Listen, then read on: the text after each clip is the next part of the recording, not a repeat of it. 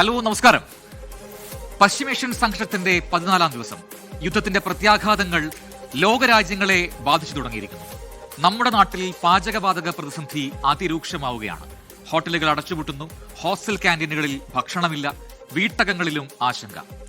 കിട്ടിയ അവസരം മുതലെടുത്ത് പക്ഷേ കരിഞ്ചന്തയ്ക്കും പൂഴ്ത്തിവെപ്പിനുമുള്ള ശ്രമങ്ങളും നാട്ടിൽ തകൃതിയായി നടക്കുന്നുണ്ട്. അതിനിടെ ഭക്ഷണം പാചകം ചെയ്യാൻ കൽക്കരി മണ്ണെണ്ണയും ഉപയോഗിക്കണം എന്ന കേന്ദ്ര നിർദ്ദേശവും വന്നു കഴിഞ്ഞു. പക്ഷേ ബദൽ മാർഗങ്ങൾ എത്രത്തോളം പ്രാവർത്തികമാകുമെന്ന ആശങ്കയിലാണ് ജനങ്ങൾ. എന്തായാലും അങ്ങ് ഇറാനിൽ യുദ്ധം നടന്നാൽ നമുക്കെന്ത് എന്ന് കരുതിയിരുന്നവരുടെ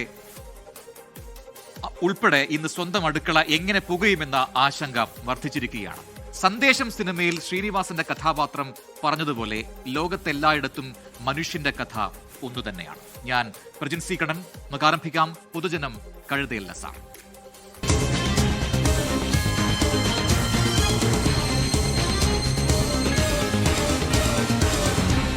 പൊതുജനം കഴുതയല്ല സാർ.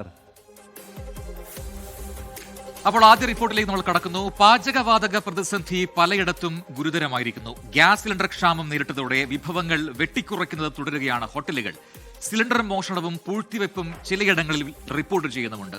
പാചകവാതക വിതരണത്തിലെ തടസ്സവും ക്ഷാമവും ജനജീവിതം ദുസ്സഹമാക്കുന്നുവെന്നും പ്രതിപക്ഷം ആരോപിക്കുന്നു. പ്രതിസന്ധിയില്ലെന്നും ആശങ്ക വേണ്ട എന്നും കേന്ദ്ര സർക്കാർ ആവർത്തിച്ചു പറയുന്നുണ്ട്. റിസർച്ച് ഡെസ്കിൽ നിന്നും വിനയ് ഉണ്ണി തയ്യാറാക്കിയ വിശദമായ റിപ്പോർട്ട് കാണാം. എന്ന് തീരും പാചകവാതക പ്രതിസന്ധി?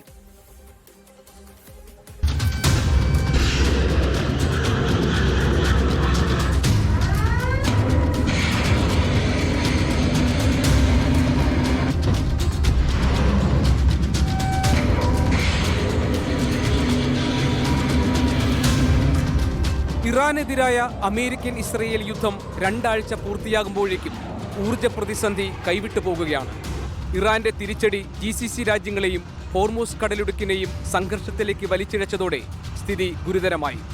ലോകത്തിലെ 4ാമത്തെ വലിയ സമ്പദ് വ്യവസ്ഥയായ ഇന്ത്യയാണ് ഊർജ്ജ പ്രതിസന്ധിയുടെ ഏറ്റവും വലിയ ഇര.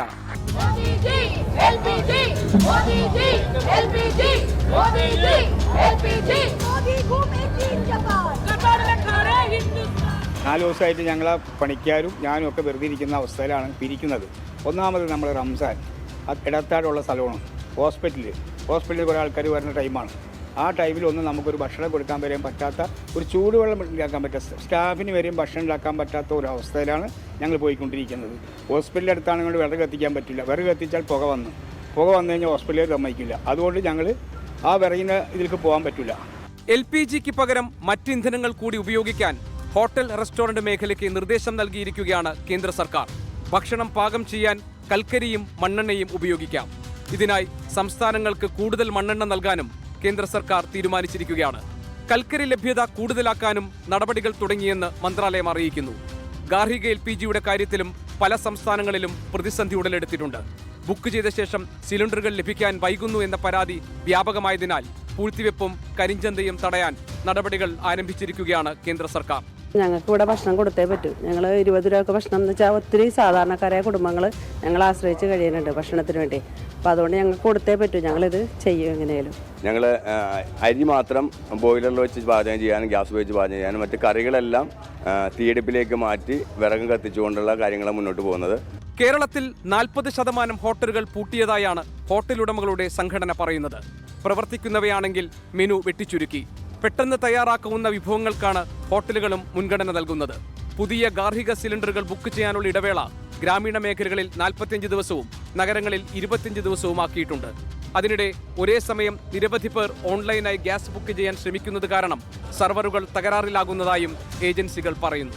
ഇവിടെ ഇപ്പോൾ കമ്പ്യൂട്ടർ വർക്ക് ആവുന്നില്ല, സ്റ്റാഫില്ല. അതൊക്കെ അവിടുത്തെ പ്രശ്നങ്ങൾ. സ്റ്റോക്ക് ഉണ്ടെന്ന് പറഞ്ഞായിരുന്നു. ഞങ്ങൾ 7 മണിക്ക് വന്നതാ.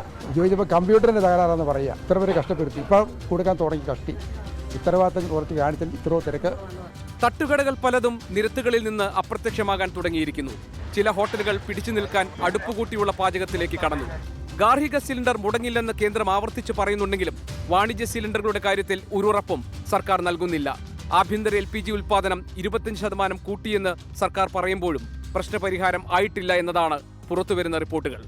ഗ്യാസ് കിട്ടാനായിട്ട് ഭയങ്കര ബുദ്ധിമുട്ടാണ്. നമുക്ക് നേരത്തെ ഇരുന്ന സ്റ്റോക്ക് മാത്രമേ ഉള്ളൂ. പുതിയ ഏജൻസി സംസാരിച്ചപ്പോഴത്തേക്കും അവർക്ക് ഗ്യാസ് കിട്ടാനൊരു മാർഗ്ഗമില്ലെന്നുള്ളതാണ്.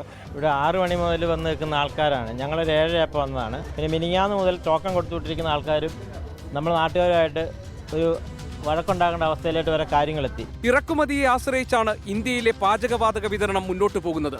ഇന്ത്യയിലേക്കുള്ള പാചകവാതക ഇറക്കുമതിയുടെ 85%-ലധികവും വരുന്നത് ഹോർമൂസ് കടലിടുക്ക് വഴിയാണ്. ഇവിടെയാണ് 2 ആഴ്ചയോളമായി പ്രതിസന്ധിയുടെ കാർമേഘം ഉരുണ്ടുകൂടിയിട്ട്. വലിയ ഭൂഗർഭ സംഭരണശാലകൾ നിർമ്മിക്കുന്നതിനായുള്ള കൃത്യമായ പദ്ധതികളൊന്നും കേന്ദ്ര സർക്കാർ ആരംഭിച്ചിരുന്നില്ല. ആവശ്യകത വർദ്ധിക്കുമ്പോഴും സംഭരണശേഷി കൂട്ടാത്തത് ഇന്ത്യക്ക് വലിയ വെല്ലുവിളിയാണ്. ഇന്ധനത്തിന്റെ കാര്യത്തിൽ ഏകദേശം 2 മാസത്തെ ഉപഭോഗത്തിനാവശ്യമായ കരുതിവെപ്പ് രാജ്യത്തിനുണ്ടെന്ന് പറയുമ്പോഴും പാചകവാതകത്തിന്റെ കാര്യത്തിൽ ഇത്തരമൊരു സംവിധാനം രാജ്യത്തിന് നിലവിലില്ല എന്നത് തിരിച്ചടിയാണ്. കഴിഞ്ഞ സാമ്പത്തിക വർഷത്തിൽ ജനുവരി വരെ മാത്രം ഇറക്കുമതി 18 ദശലക്ഷം ടൺ പിന്നിട്ട ഘട്ടത്തിലാണ് പ്രാപ്തമായ സംഭരണശേഷി ഇല്ല എന്നത് രാജ്യത്തെ 4ാമത്തെ വലിയ സാമ്പത്തിക ശക്തിക്ക് നാണക്കേടാകുന്നത്. മംഗളൂരുവിലും വിശാഖപട്ടണത്തുമായി 2 ഭൂഗർഭ സംഭരണശാലകളിലായി ആകെ ശേഷി 1.4 ലക്ഷം ടൺ മാത്രമാണ് ഉള്ളത്. ഇന്ത്യയുടെ പ്രതിദിന ഉപഭോഗം ഏകദേശം 80,000 ടണ്ണാണ്. ഇതിൽ 85%-ലധികവും ഗാർഹിക ഉപഭോക്താക്കളും. ഫോൺ സ്വിച്ച് ഓഫ് ആണ്. ഗ്യാസുകാരൻ്റെ ഫോൺ തന്നെ സ്വിച്ച് ഓഫാണ്. വിളിച്ചിട്ട് കിട്ടുന്നുമില്ല. ഇനിയിപ്പോൾ ഞങ്ങൾ ഇന്നും കൂടി ഉണ്ടാവുള്ളൂ കട കഴിഞ്ഞ് കൂട്ടുക. പിന്നെ ഇവിടെ ഇങ്ങനെ കോളേജൊക്കെ ഉള്ളതിനെ കൊണ്ടാണ് എണ്ണക്കടിയൊക്കെ ഉണ്ടാക്കാനുള്ളത്. നമുക്ക് അടുപ്പൊന്നും നടക്കൂല, ചെയ്യാൻ പറ്റൂല. ഞങ്ങൾക്ക് ഗ്യാസ് തന്നെ ആശ്രയമുള്ളൂ. ഞാനൊരു 1000 രൂപ കൂടുതൽ വരെ ഞാൻ ചോദിച്ചിട്ടുണ്ടായിരുന്നു. അപ്പോൾ അവർ പറയുന്നത് ഇതിലും കൂടുതൽ പൈസ കിട്ടാനുണ്ട്, ഇപ്പോൾ കൊടുത്തു കഴിഞ്ഞാൽ ഗ്യാസ് കിട്ടാണ്ടെന്നാണ് പറഞ്ഞത്. ഇപ്പോൾ എന്താ ചെയ്യുക, ഒരു രക്ഷയില്ല. വിറകടുപ്പുകൾ, ചാണകം, മണ്ണെണ്ണ അടുപ്പുകൾ എന്നിവ ഉപയോഗിക്കുമ്പോഴുള്ള ആരോഗ്യ പ്രശ്നങ്ങളിൽ നിന്നും പാവപ്പെട്ട കുടുംബങ്ങളിലെ സ്ത്രീകളെ മോചിപ്പിക്കാനാണ് പ്രധാനമന്ത്രി ഉജ്വൽ യോജന വഴി ഗ്യാസ് കണക്ഷനുകൾ അവതരിപ്പിച്ചത്.